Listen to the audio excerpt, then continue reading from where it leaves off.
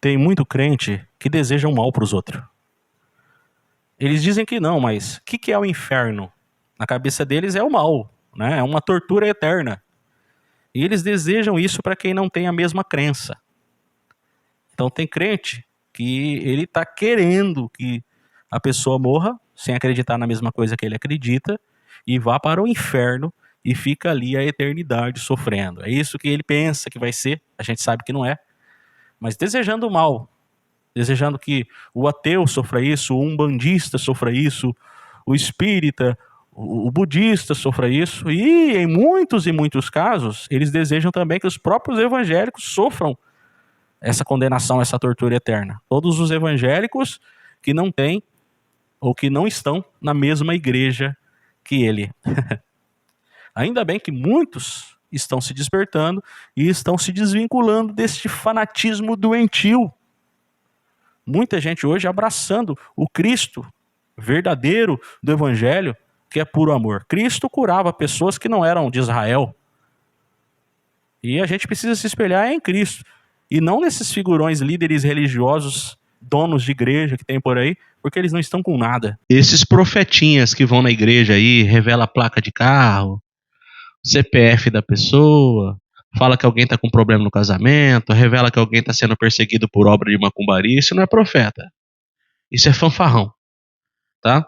Eles mexem com o emocional das pessoas, muitos deles já foram provadas suas fraudes, pesquisa os dados das pessoas nas redes sociais e depois sai revelando como se fosse Deus. Olha só, Deus não se passaria a esse ridículo, ok? Deus não é palhaço de púlpito. Então o que acontece? Muita gente vai nas denominações e lotam essas denominações, não é por causa de Deus, é por causa da emoção gerada. Então se arrepia, se sente emocionado, chora. Ah, Deus está neste lugar. Deus falou através do profeta, da profetisa. Falou nada, tá? Isso aí qualquer pessoa que tem um pouco de conhecimento da psique humana pode se passar por um profeta, tá? E não tem nada de profecia de Deus. Mas, como esse mecanismo de emocionalismo funciona, tá? Esses pastores, pregadores, missionários, líderes religiosos seguem, tá? Com essa prática. Essa é a maior conversa fiada dos crentes. O irmãozinho, a irmãzinha vê alguma coisa errada na igreja e vai reclamar com os obreiros ou com aqueles irmãos que são mais antigos. Aí eles falam o seguinte: irmão, não fica reparando nessas coisas erradas não. Olha para Jesus, não olha para os homens. Se você olhar para os homens, você vai se enfraquecer, você vai se esfriar. Já são treinados para responder assim. Essa é a maior conversa fiada deles. Sabe por quê? Porque para olhar para Jesus, você nem precisa ir na igreja. Jesus não depende de uma denominação, de uma instituição para ajudar pessoas, para ensinar pessoas, para ser luz na vida das pessoas. Agora, qualquer instituição que você for, você tem que olhar para os homens. Você tem que olhar para a instituição. Como está a administração? Se são transparentes com as finanças? Se estão ensinando alguma coisa que é prejudicial às pessoas? Vocês têm que olhar. Então não cai nessa conversa de você tem que olhar para Jesus e não pode olhar para os homens, não. Se você for numa instituição, tem que olhar para o que os homens estão fazendo, sim. E isso é bom para você e bom para a comunidade. Mas é melhor ele ter ido para a igreja do que ter continuado no mundo, hein? Nem sempre. Nem sempre. Porque se fosse o caso do cara ter alguns vícios, ele poderia muito bem vencer esses vícios sem a necessidade de uma religião. Certo? Mas vamos lá, muitos vão para um lugar que ao invés de melhorá-los, vai piorá-los como pessoas. Vai enchê-los de medo, de preconceito contra os outros, vai enchê-los de alienação, vai enchê-los de todo tipo de regras criadas por homens que não tem nada de evangelho. Então eu discordo desse negócio de dizer que é melhor o cara estar nessa denominação do que estar no mundo. No mundo, pelo menos, errando ou acertando, ele tinha o cérebro para pensar. Em muitos ambientes religiosos, ele tem que deixar o cérebro na mão do líder. Mas tem denominações que insistem nisso e ainda hoje proíbem pessoas ou ficam pegando no pé de gente que canta ou ouve músicas que não são evangélicas, de preferência da sua igreja, tá? Mas vamos lá, nenhuma música que eu saiba veio de outro planeta. Então todas as músicas são do mundo. O que a gente tem que aprender a classificar é que tem música boa e música ruim, tá? Dentro e fora das instituições aí, dentro e fora das denominações. Tem música de denominação que é ruim, tá? Que são péssimas. De outra forma também tem músicas que não são da igreja que também são ruins. Então a gente vai pelo bom senso, vai pela coerência, tá? É isso que me faz entender o que é música boa e o que não é, tá? Agora, proibir a pessoa e dizer que todas as músicas que não são da igreja são ruins, aí você está tentando manipular o povo, né? Ah, não vou naquele aniversário porque vai ter muita música do mundo. Eu não vou assistir esse filme porque tem muita música do mundo, né? E como que você vai viver?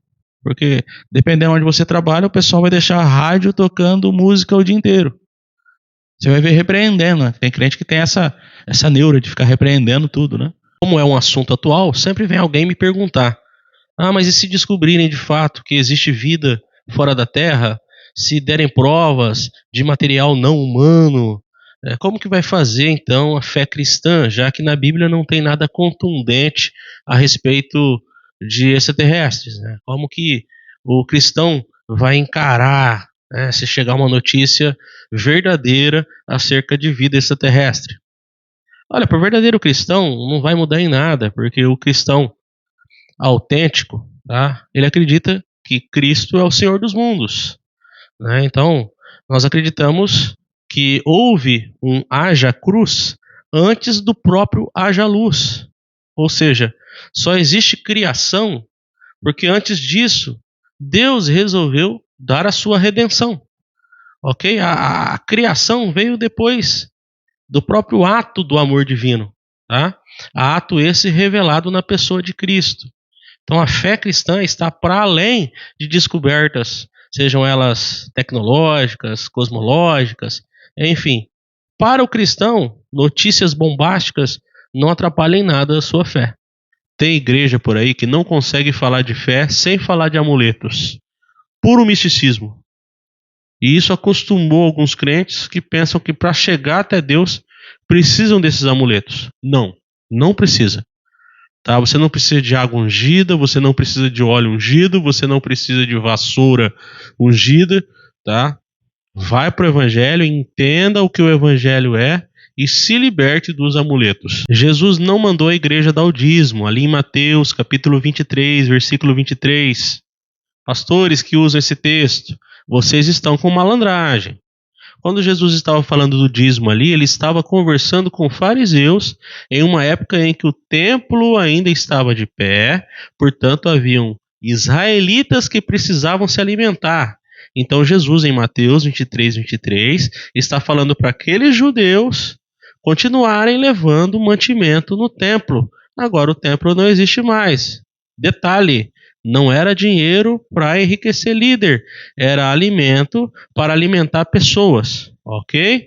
Então Jesus não aprovou o dízimo. Tem gente amaziada que sofre preconceito nas igrejas, porque são ensinados que enquanto não efetivarem o casamento no cartório, estão em pecado. Por que estão em pecado?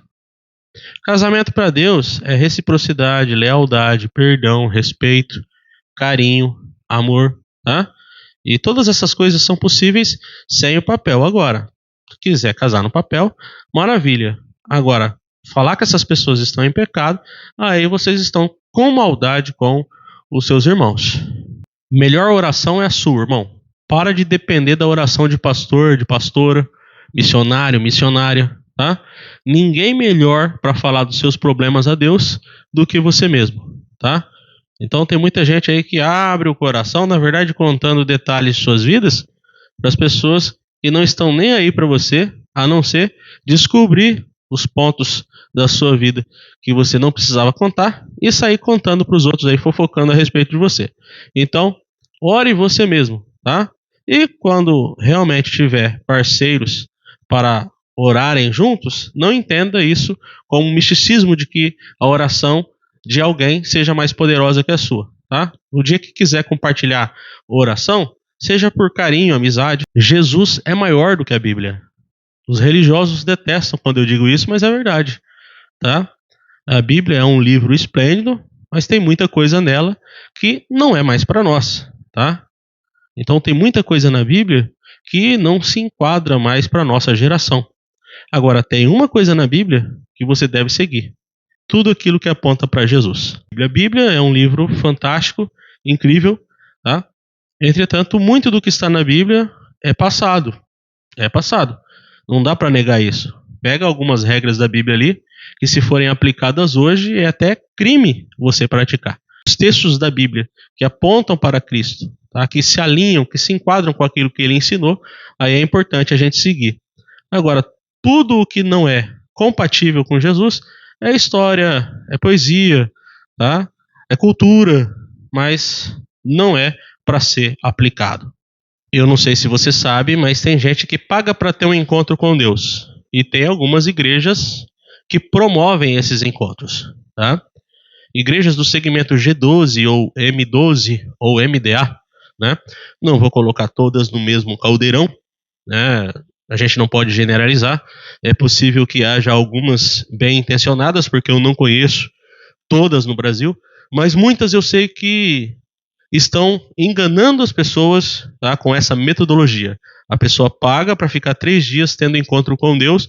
Na verdade, esses encontros são como uma consulta com um psicólogo, com um psicanalista. Lá eles vão abordar questões psíquicas.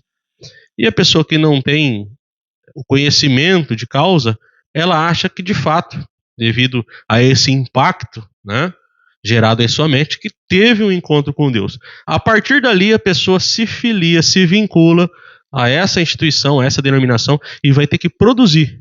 Porque nessas instituições, você vale ou pelo que tem no bolso, ou pelo tanto que você produz, que é a quantidade de pessoas que você arrasta, que você recruta para esse ambiente. Tá? Então, tenho conversado com muita gente que pagou cerca de R$500 para ter esse encontro com Deus aí. E depois que a ficha vai caindo, né, a pessoa vai acordando, aí essas pessoas logo se desvinculam e entendem como foram prejudicadas nesses ambientes, cobradas ao extremo, a prestarem contas aos seus líderes, acreditando que os seus líderes eram a sua cobertura espiritual. Né? Então, muito cuidado com esse tal de encontro com Deus, porque para encontrar Deus você não precisa pagar. Quando Jesus falou, ide por todo mundo, pregar o evangelho a toda criatura, ele não estava mandando o povo recrutar pessoas para encher templo, ok? Esse ide por todo mundo, no original, tá? Que está no particípio, tem a ver com andar pela vida, ou indo pela vida, tá? É atitude, é comportamento, é amor, tá? Não tem nada a ver com sair com um folhetinho na mão, recrutando pessoas para um templo. Obviamente tem denominações que são mais sérias que outras. Algumas até dá para você frequentar. É lógico, desde que leve o seu cérebro junto. Agora, tem algumas que são bizarras, né? Você começa a observar, né? Aquelas que o culto é petição de dinheiro, é um show de bizarrice, de misticismo, tá? De bajulação, de supostas profecias, de visões, né? Movimentos estranhos. Então, tem ambiente que definitivamente, se você começar a frequentar, você vai adoecer. Sinal definitivo para você sair da igreja que você está, tá? O pastor fazer congresso e chamar estrela, tá? Pagar um dinheirão para pregador e para cantor. É o sinal que você precisava para sair fora. Por que não pega essa arrecadação e doa para pessoas carentes? Então, você está numa igreja e o pastor quer fazer espetáculo e paga por espetáculos, já deu o tempo de você ficar lá. Tem pastor, pastora por aí que fala mais no diabo do que em Jesus, tá? E eles têm um motivo para falar isso. É que quando gera medo no povo, o povo coloca mais a mão no bolso e cumpre mais as regras do sistema. Tá? Então, muita denominação prefere trabalhar com medo do que com o evangelho. Se trabalharem com o evangelho, o povo fica livre e vai parar de depender deles.